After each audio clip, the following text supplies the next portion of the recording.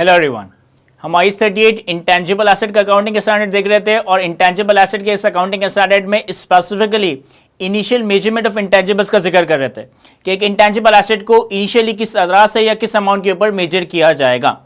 जैसा कि हमने अपने पिछले लेक्चर्स में डिस्कस किया कि एक इंटेंजिबल एसेट की जो इनिशियल मेजरमेंट है ये इस बात के ऊपर डिपेंडेंट है कि इंटेंजिबल एसेट को किस तरह से एक्वायर किया गया है, यानी कि इंटेंजिबल एसेट के मोड ऑफ एक्विजिशन की बेसिस पे उसका इनिशियल मेजरमेंट डिसाइड हो रहा होगा।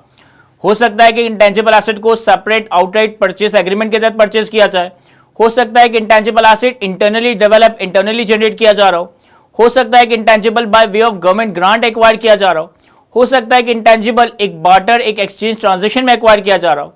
आज के इस लेक्चर में हम स्पेसिफिकली ये डिस्कस करेंगे कि अगर एक इंटेंजिबल एक बिजनेस कॉम्बिनेशन के नतीजे में एक्वायर किया जाता है, अगर एक इंटेंजिबल एक बिजनेस कॉम्बिनेशन की ट्रांजैक्शन में एक्वायर किया जाता है तो बिजनेस कॉम्बिनेशन में एक्वायर किया जाने वाला इंटेंजिबल किस तरह से इनिशियली मेजर किया जाएगा। तो सबसे पहले तो हम समझते हैं कि बिजनेस कॉम्बिनेशन है क्या और बिजनेस कॉम्बिनेशन में फिर इंटेंजिबल की मेजरमेंट क्या होगी वो हम लेटर स्टेज पे डिस्कस करेंगे। देखिए फॉर एग्जांपल हमारे पास एक कंपनी है, कंपनी ए। इस कंपनी ए को आप पेरेंट कंपनी कह सकते हैं, इस कंपनी ए को आप होल्डिंग कंपनी कह सकते हैं, इस कंपनी ए को आप एक्वायरर कह सकते हैं। हमारे पास एक कंपनी है, कंपनी ए। कंपनी ए कंपनी बी के कंट्रोलिंग शेयर्स एक्वायर कर ले। कंपनी ए कंपनी बी के इतने शेयर्स एक्वायर कर ले कि वो कंपनी बी को कंट्रोल करने की पोजीशन में आ जाए, कंपनी बी के सारे डिसीजन मेकिंग अपने कंट्रोल में लेने की पोजीशन में आ जाए, तो इसको हम कहते हैं कि ये हमारे पास एक बिजनेस कॉम्बिनेशन की ट्रांजैक्शन अराइज हुई। यहां पे जो हमारे पास कंपनी ए है इसे हम पेरेंट कंपनी कह सकते हैं, इसे हम होल्डिंग कंपनी कह सकते हैं, इसे हम एक्वायरर कह सकते हैं।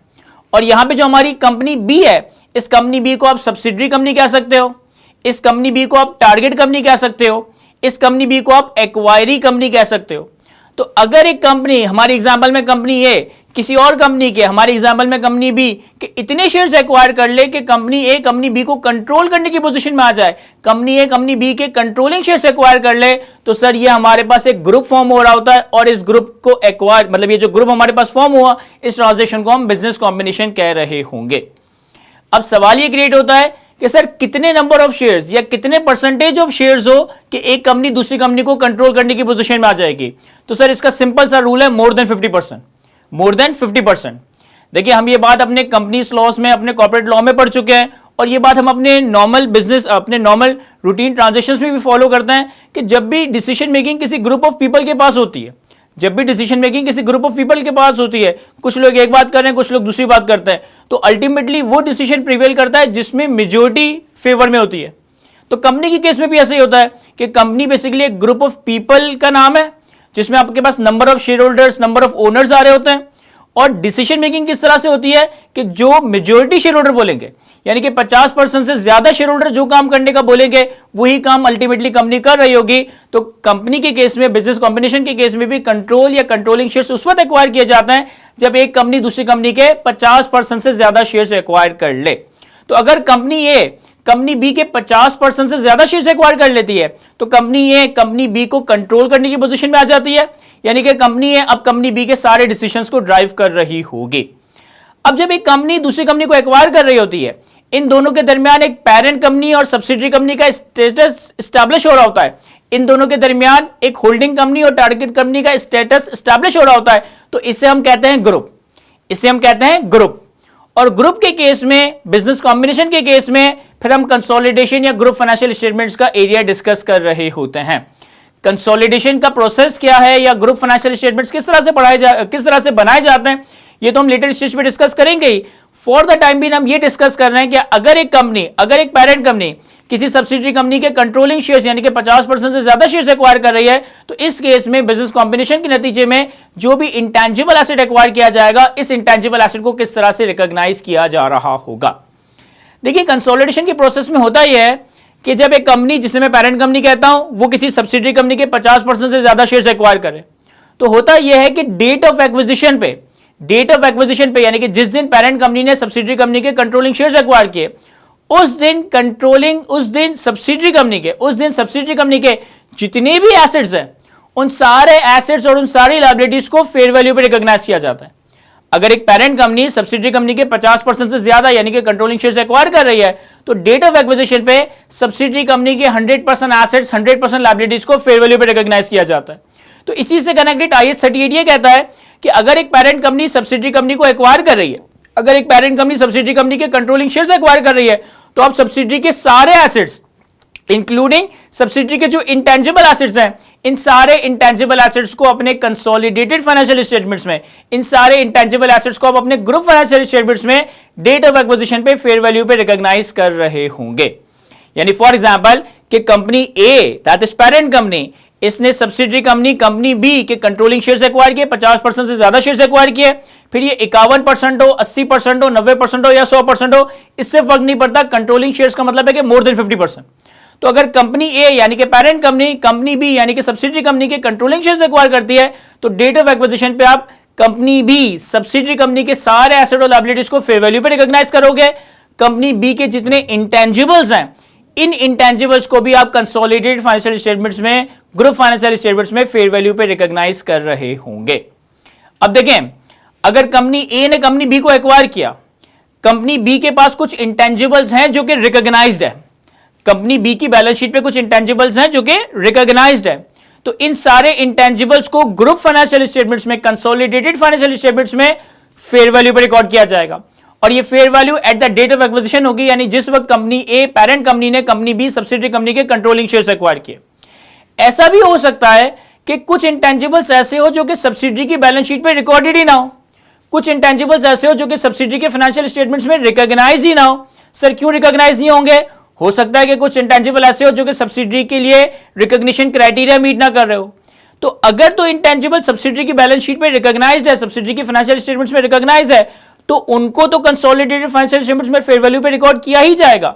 लेकिन अगर कोई ऐसे इंटेंजिबल्स हैं, फॉर एग्जांपल के सब्सिडरी का ब्रांड हो गया, सब्सिडरी की कस्टमर लिस्ट हो गई, सब्सिडरी का इन प्रोसेस रिसर्च एंड डेवलपमेंट हो गया, या सब्सिडरी का कोई और इंटेंजिबल हो गया जो कि सब्सिडरी की बैलेंस शीट में, सब्सिडरी के फाइनेंशियल स्टेटमेंट्स में रिकॉग्नाइज नहीं है, इवन दो कि इस अनरिकॉग्नाइज्ड इंटेंजिबल को भी हम कंसोलिडेटेड फाइनेंशियल स्टेटमेंट्स में, हम ग्रुप फाइनेंशियल स्टेटमेंट्स में डेट ऑफ एक्विजिशन पे फेयर वैल्यू पे रिकॉग्नाइज कर रहे होंगे।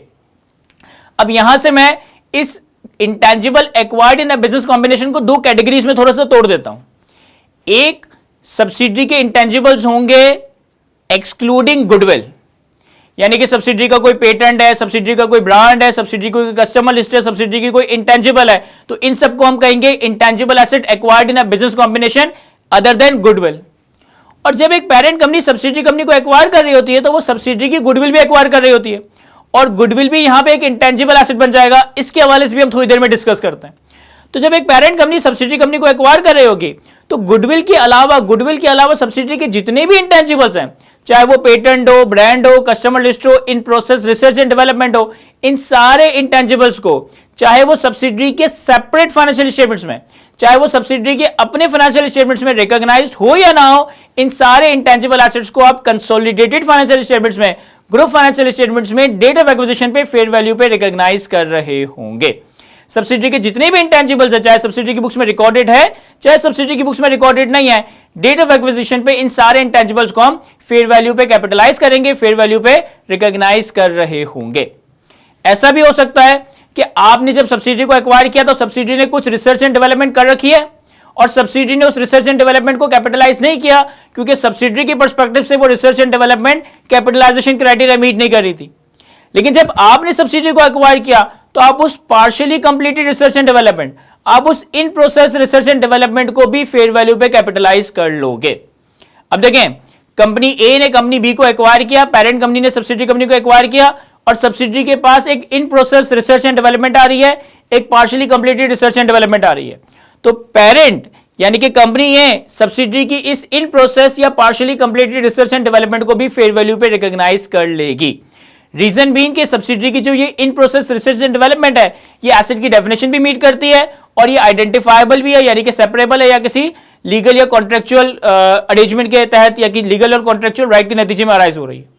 अब सब्सिडरी की इन process research and development, partially completed research and development को एक्वायर और कैपिटलाइज करने के बाद अगर उसमें फर्दर रिसर्च एंड डेवलपमेंट की जाती है, यानी कि सब्सिडरी को एक्वायर करने के बाद उस रिसर्च एंड डेवलपमेंट को कंटिन्यू किया जाता है, तो फिर research and development internally generated consider की जाएगी और उस पर आप रिसर्च एंड डेवलपमेंट के रूल्स अप्लाई करेंगे।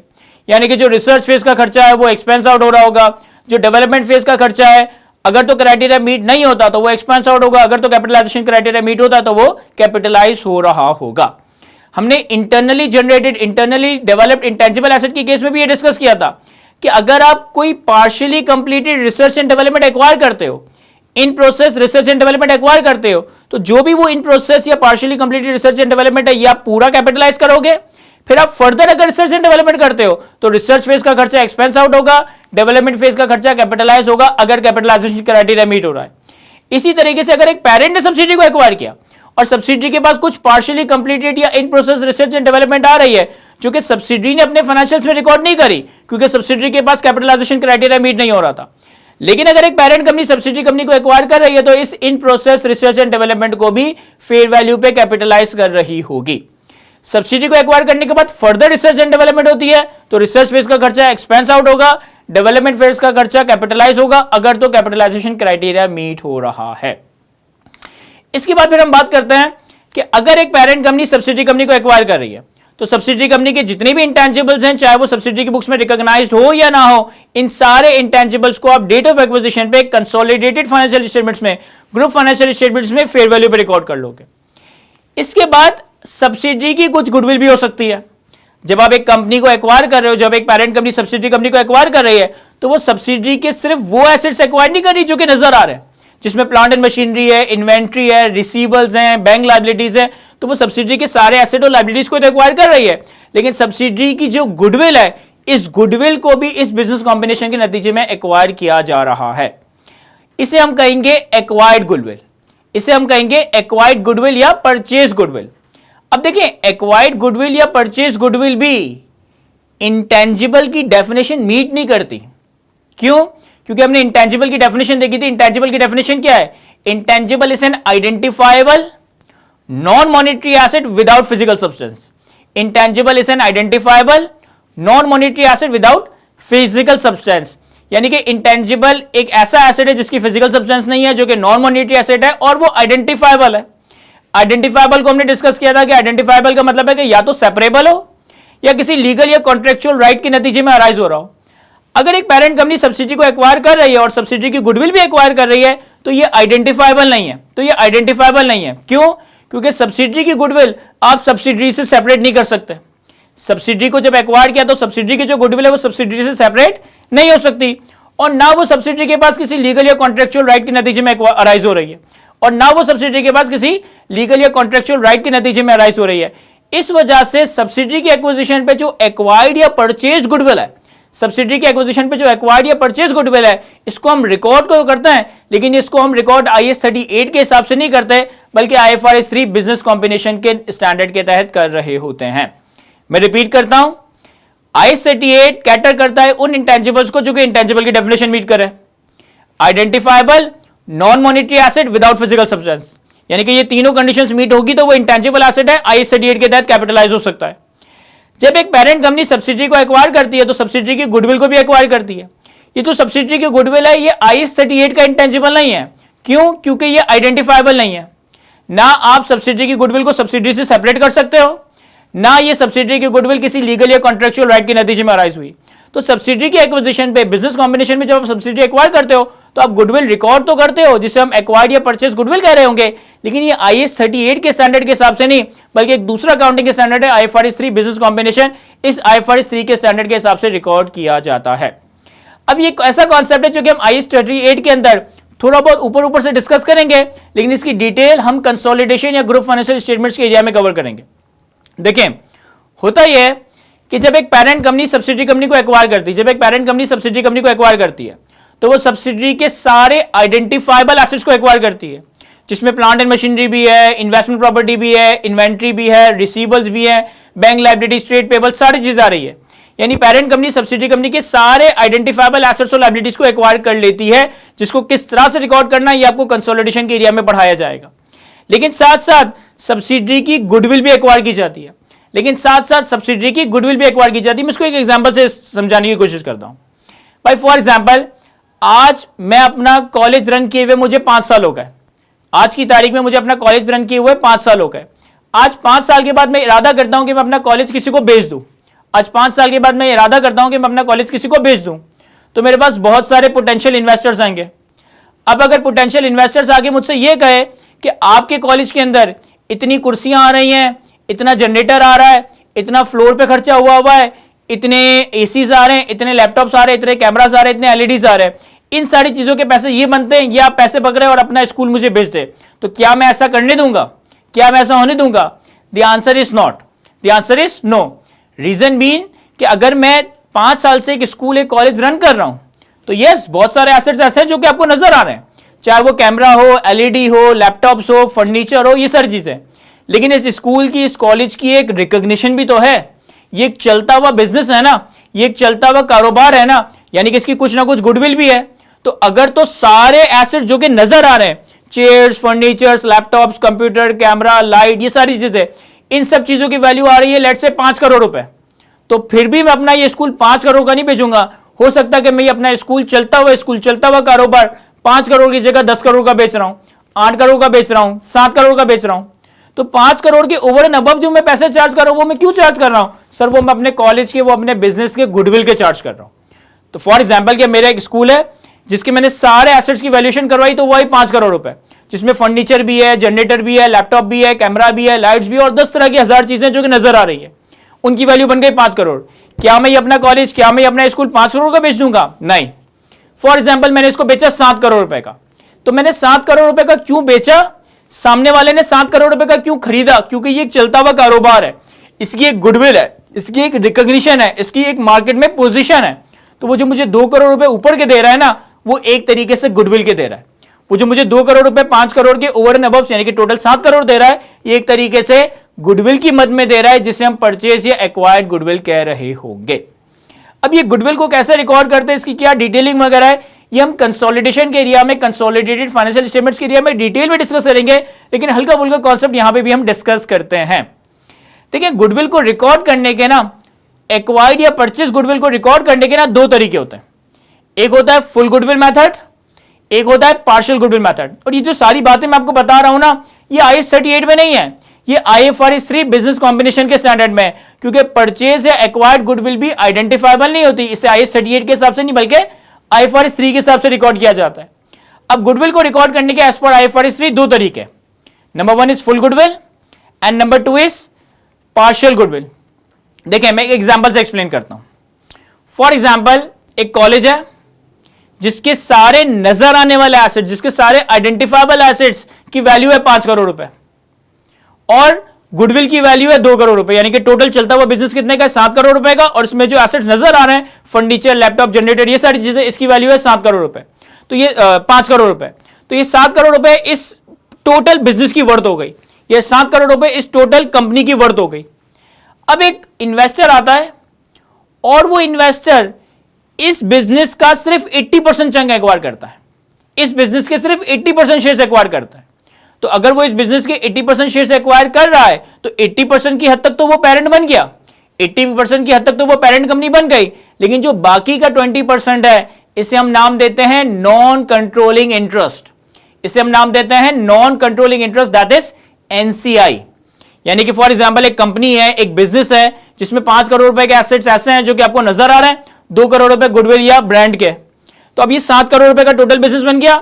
आपने जाकर उस कंपनी का 80% शेयर एक्वायर कर लिया, आपने जाकर उस कंपनी का 80% स्टेक एक्वायर कर लिया, तो आप बन जाओगे पेरेंट कंपनी। लेकिन बाकी के जो वो लोग जिनके पास 20% शेयर्स हैं, जिनके पास 20% ओनरशिप है, उनको हम नाम देंगे नॉन कंट्रोलिंग इंटरेस्ट, उनको हम नाम देंगे NCI। अब जिस पेरेंट ने इस बिजनेस का 80% एक्वायर किया है, यानी कि 2 करोड़ रुपए की गुडविल में से भी 80% एक्वायर किया है, 5 करोड़ रुपए के एसेट्स में से भी 80% एक्वायर किया है, ये पेरेंट इस गुडविल को 2 में से किसी एक तरीके से रिकॉर्ड कर रहा होगा, या तो फुल गुडविल मेथड के तहत या पार्शियल गुडविल मेथड के तहत। फुल गुडविल मेथड में क्या होता है कि पेरेंट सब्सिडरी का 80% शेयर एक्वायर करने के लिए जो भी पे कर रहा है, इसे हम कहेंगे कॉस्ट ऑफ इन्वेस्टमेंट, इसे हम कहेंगे कॉस्ट ऑफ इन्वेस्टमेंट, या जो भी पेरेंट ने सब्सिडरी का 80% शेयर एक्वायर करने के लिए कंसिडरेशन पे की। इसमें हम नॉन कंट्रोलिंग इंटरेस्ट का जो 20% पोर्शन है, नॉन कंट्रोलिंग इंटरेस्ट का जो 20% स्टेक है, उसकी फेयर वैल्यू ऐड करेंगे।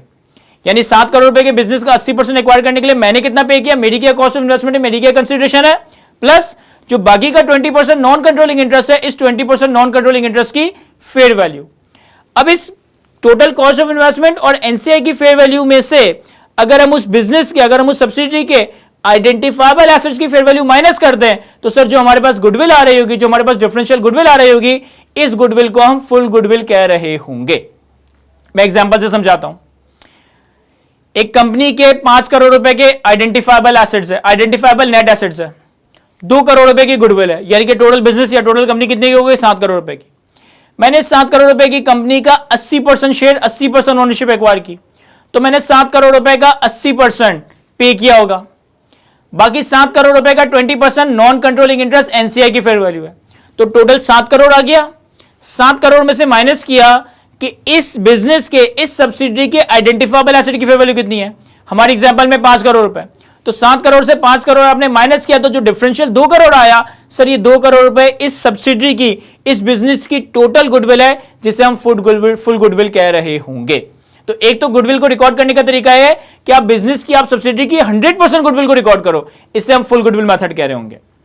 दूसरा मेथड है हमारे पास पार्शियल गुडविल का।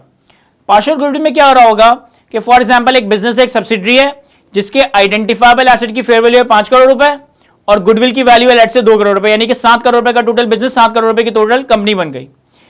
मैंने इस बिजनेस का 80% शेयर एक्वायर किया। अगर मैं 7 करोड़ के बिजनेस का 80% शेयर एक्वायर कर रहा हूं, अगर मैं 7 करोड़ की कंपनी का 80% शेयर एक्वायर कर रहा हूं, तो ऑब्वियसली मैं इसके लिए कितने पे करूंगा? सर मैं इसके लिए 56 मिलियन पे कर रहा हूं, मैं इसके लिए 5 करोड़ 60 लाख रुपए पे कर रहा हूं। तो अब 5 करोड़ 60 लाख रुपए मेरी कंसिडरेशन आ गई, 5 करोड़ 60 लाख रुपए मेरी फेयर वैल्यू कंसिडरेशन आ गई या कॉस्ट ऑफ इन्वेस्टमेंट आ गई।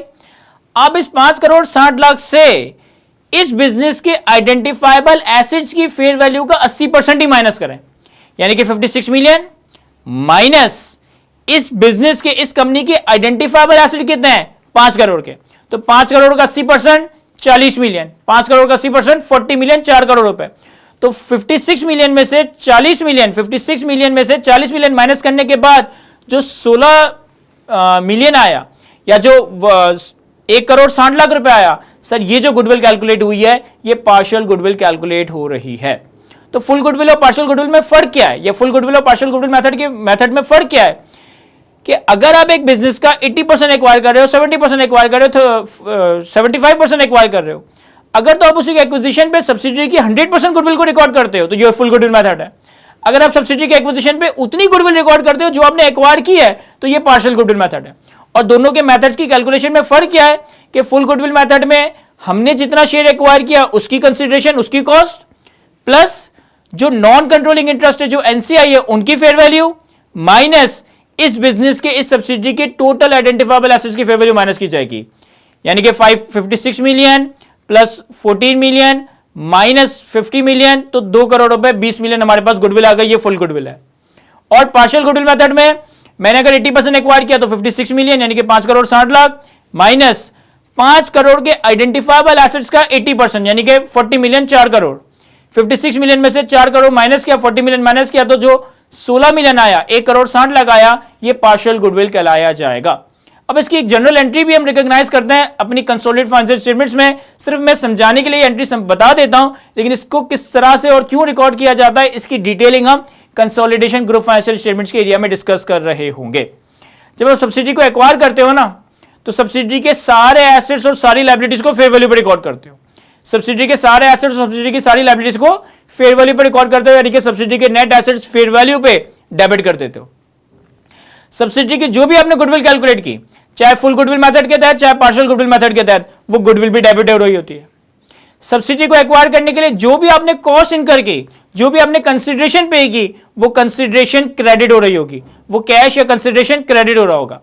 और सब्सिडी के एक्विजिशन पे जो हमारी एग्जांपल में 20% एनसीआई या 20% नॉन कंट्रोलिंग इंटरेस्ट अराइज हुआ, इस 20% एनसीआई या नॉन कंट्रोलिंग इंटरेस्ट को क्रेडिट किया जा रहा होगा, यानी कि सब्सिडी के नेट एसेट्स की फेयर वैल्यू डेबिट की जाएगी, सब्सिडी की गुडविल फुल या पार्शियल गुडविल मेथड के तहत डेबिट की जाएगी, सब्सिडी को पे करने के लिए जो कंसिडरेशन या कॉस्ट ऑफ इन्वेस्टमेंट है वो क्रेडिट किया जाएगा, और सब्सिडी की नॉन कंट्रोलिंग इंटरेस्ट एनसीआई के नंबर को क्रेडिट किया जा रहा होगा। अगेन ये सिर्फ एक मैं ओवरव्यू के पर्सपेक्टिव से बता रहा हूं, इसके हवाले से बहुत सारी डिटेलिंग है, बहुत सारी माइनर लेवल की डिटेल्स है जो हम कंसोलिडेशन या ग्रुप फाइनेंशियल स्टेटमेंट्स के एरिया में डिस्कस करेंगे। एक और इंपॉर्टेंट बात, बिजनेस कॉम्बिनेशन के नतीजे में जो आपने गुडविल एक्वायर की है, जिसे हम एक्वायर्ड या परचेज गुडविल कह रहे होते हैं, ये हम IFRS 3 के तहत डेट ऑफ एक्विजिशन पे रिकॉर्ड कर लेते हैं। सब्सिक्वेंटली अगर इस गुडविल में इंपेयरमेंट आ जाए, तो इस गुडविल को इंपेयर भी कर देता है। लेकिन अगर गुडविल एक दफा इंपेयर हो जाए तो सब्सिक्वेंटली इस गुडविल के इंपेयरमेंट को कभी भी रिवर्स नहीं किया जा सकता। सब्सिक्वेंटली इस एक्वायर्ड गुडविल की जो इंपेयरमेंट है, इसको आगे जाके फ्यूचर में कभी भी रिवर्स नहीं किया जा सकता। देखिए, IAS 38 ये कहता है कि हमारे बिजनेस की जो इंटरनली जनरेटेड गुडविल है उसको हम रिकॉर्ड नहीं करते। इंटरनली जनरेटेड गुडविल को क्यों रिकॉर्ड नहीं करते? क्योंकि उसकी कॉस्ट रिलायबली मेजरेबल नहीं है। IFRS 3 ये कहता है कि बिजनेस कॉम्बिनेशन में अगर आपने सब्सिडरी के साथ कोई गुडविल परचेस या एक्वायर की, उसे आप रिकॉर्ड कर लोगे। अगर वो कल को इंपेयर हो जाती है, उसको इंपेयर कर दोगे। लेकिन सब्सिक्वेंटली अगर इंपेयरमेंट के रिवर्सल की नौबत आती है, तो सब्सिक्वेंटली इंपेयरमेंट के रिवर्सल की नौबत को भी आप मेजर नहीं कर सकते। भाई, आज मैंने एक बिजनेस एक्वायर किया, उसकी 2 करोड़ रुपए की गुडविल थी, बिजनेस पे कोई भी कंप्लेन आ गई या उसका नाम खराब हो गया, गुडविल इंपेयर हो गई, मैंने गुडविल को इंपेयर कर दिया। आगे जाके बिजनेस का नाम दोबारा से रिवाइव हुआ, उसमें क्या खर्चा हुआ, उसकी क्या वैल्यूएशन है, ये कभी भी वैल्यू नहीं की जा सकती, ये कभी भी मेजर नहीं की जा सकती। तो एक्वायर्ड या परचेज गुडविल अगर एक दफा इंपेयर हो जाए, तो इंपेयर होने के बाद सब्सिक्वेंटली इस एक्वायर्ड या परचेज गुडविल की इंपेयरमेंट का रिवर्सल प्रैक्टिकली पॉसिबल नहीं है। तो गुडविल के हवाले से एक सिंपल सा रूल हमेशा याद रखिएगा, goodwill once impaired can never be reversed. Goodwill once impaired can never be reverse. Internally generated goodwill को तो हम रिकॉर्ड ही नहीं करते हैं। IFRS 3 के तहत परचेज या एक्वायर्ड गुडविल को हम रिकॉर्ड कर लेते हैं। लेकिन अगर वो एक दफा इंपेयर हो जाए, तो इंपेयर होने के बाद वो सब्सिक्वेंटली रिवर्स नहीं हो सकती है। Goodwill once impaired can never be reverse. तो ये हमारे पास कॉन्सेप्ट था intangible acquired in a business combination. अगर एक पेरेंट कंपनी सब्सिडी को एक्वायर कर रही है, तो सब्सिडी के जितने भी इंटेंजिबल्स हैं, चाहे वो सब्सिडी के पास रिकॉर्डेड हो, चाहे वो रिकॉर्डेड ना हो, इन सारे इंटेंजिबल्स को हम फेयर वैल्यू पे कैपिटलाइज करेंगे डेट ऑफ एक्विजिशन पे। इसके अलावा सब्सिडी की जो इंटरनल गुडविल है, जिसे हम परचेज या एक्वायर्ड गुडविल कह रहे होंगे, इसे हम IFRS 3 के तहत या तो फुल गुडविल मेथड के तहत या पार्शियल गुडविल मेथड के तहत रिकॉर्ड कर रहे होंगे। और अगर ये एक्वायर्ड या परचेज गुडविल एक दफा इंपेयर हो जाए, तो once goodwill is impaired it can never be reverse. ये इंपेयरमेंट ऑफ गुडविल आगे जाके फ्यूचर में रिवर्स नहीं हो सकती है। तो ये हमारे पास एक लास्ट मेजरमेंट थी इंटेंजिबल्स की, कि अगर एक इंटेंजिबल को एक बिजनेस कॉम्बिनेशन में एक्वायर किया जाए तो इसे किस तरह से रिकॉर्ड करेंगे। आई होप ये सारी बातें मैं आपको अच्छे से एक्सप्लेन कर सका हूं। आज की इस गुफ्तगू को हम यहीं तक रखते हैं। Thank you.